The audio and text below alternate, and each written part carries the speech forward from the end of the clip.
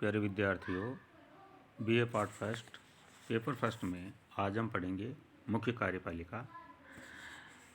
पिछली क्लास में हमने पढ़ा था मुख्य कार्यपालिका के प्रकार, संसदात्मक कार्यपालिका, अध्यक्षात्मक कार्यपालिका और बहुल कार्यपालिका।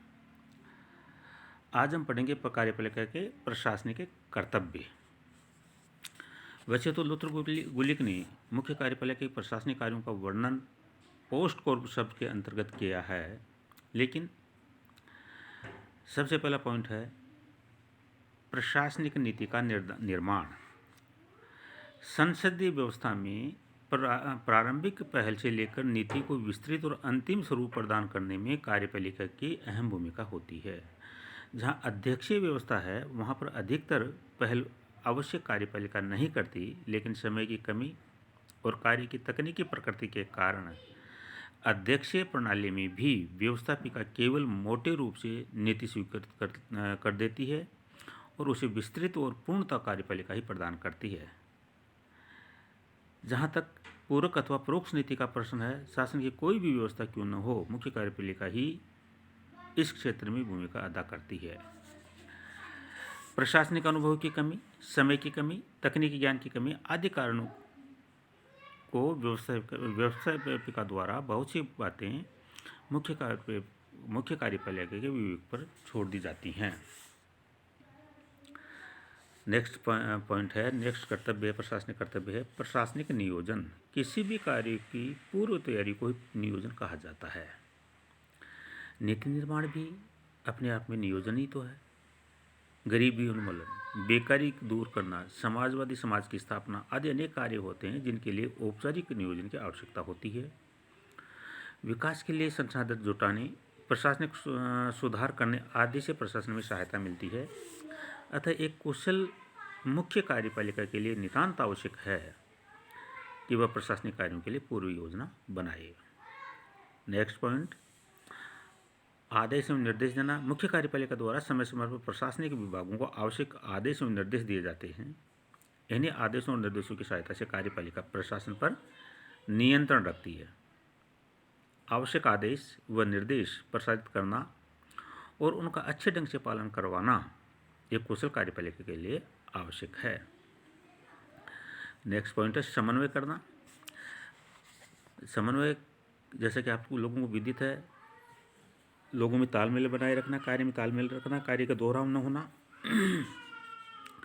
मुख्य कार्यपालिका का एक अत्यंत महत्वपूर्ण कार्य प्रशासन में समन्वय स्थापित करना और उसे बनाए रखना। विस्तृत स्तर पर जब यह प्रशासन का संचालन होता है तो विभिन्न कार्यों का दोहरापन, आपसी टकराव, मनमुटाव, गतिरोध उत्पन्न होना स्वाभाविक है।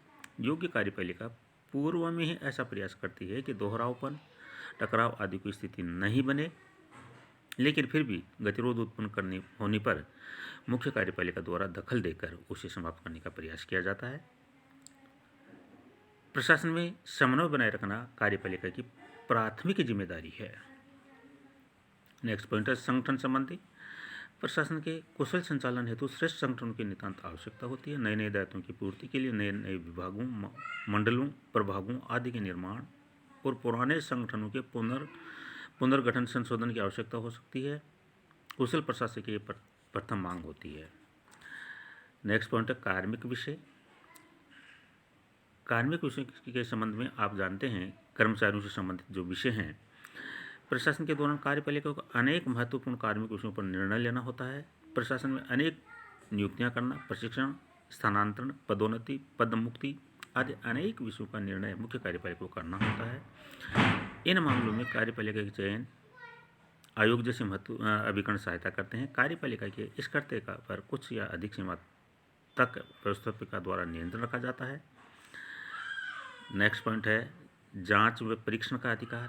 मुख्य कार्यपालिका को अधिकार होता है कि जब भी आवश्यक समझें वह जांच, परीक्षण, शोध समिति, संगठन आयोग आदि नियुक्त कर सकती है और उनके सिफारिशों के अनुसार आगे कार्रवाई करती है। ये भ्रष्टाचार की जांच करने के लिए भी हो सकते हैं और प्रशासन में सुधार के उद्देश्य से प्रशासनिक कमियों को जानने के लिए भी। इनके द्वारा प्रशासन पर नकारात्मक सकारात्मक प्रभाव पड़ता है। जांच गुप्त और अथवा सार्वजनिक हो सकती है। विभिन्न जांच और परीक्षणों से प्रशासनिक नीतियों को नई दिशा मिलती है। वित्तीय कार्य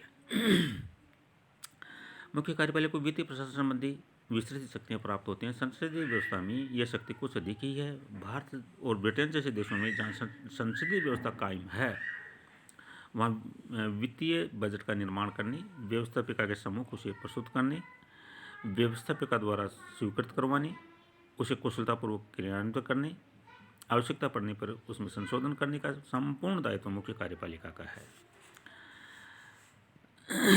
अब लास्ट में आता है जनसंपर्क एवं सार्वजनिक संबंधों का प्रबंध। लोक प्रशासन के गठन का उद्देश्य जन कल्याण है। जनसंपर्क कुशल प्रशासन की आवश्यक मांग है। लोक प्रशासन की आगामी योजनाओं, वर्तमान कार्यक्रमों, पूर्व में किए गए कार्यक्रमों में समस्त जनता को अवगत कराना नितांत आवश्यक होता है। साथ ही ये भी जानकारी प्राप्त होनी चाहिए कि आप आम जनता को वर्तमान कठिनाइयाँ क्या हैं और भविष्य में आने वाली कठिनाइयाँ क्या होंगी। पिछले कुछ कार्यक्रमों का जनता पर क्या प्रभाव पड़ा, आगामी योजनाओं पर लोगों का क्या प्रतिक्रिया है। जन भावनाओं के प्रकाश में प्रशासन के कार्यक्रमों में आवश्यक फेरबदल करना भी उपयोगी रहता है। यह तभी संभव है जब प्रशासन द्वारा श्रेष्ठ संपर्क कायम हो। किसी भी देश में प्रशासन को ये छूट नहीं दी जाती कि वह आम जनता से सीधा संपर्क स्थापित करे। मुख्य कार्यपालिका यह कार्य जनसंपर्क विभाग या निदेशालय स्थापित करके समाचार पत्रों, आकाशवाणी, दूरदर्शन और विभिन्न पत्र पत्रिकाओं के माध्यम से संपन्न करती है।